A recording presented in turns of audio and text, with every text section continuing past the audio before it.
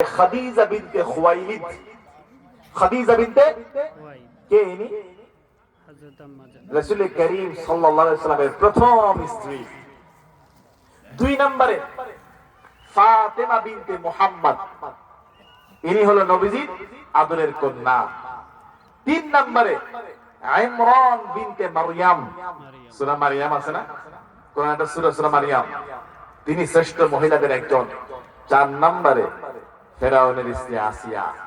এই 4 জন হলো পৃথিবীর শ্রেষ্ঠ মহিলা। বলেন আল্লাহু আকবার।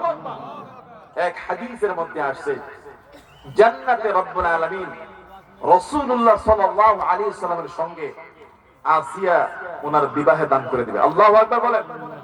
আবার রাসূল সাল্লাল্লাহু আলাইহি সাল্লাম এই 4 জন শ্রেষ্ঠ মহিলার কথা বলার পরে এটাও বলেছেন, খাবারের রাজা যেমন শরীফ, খাবারের রাজা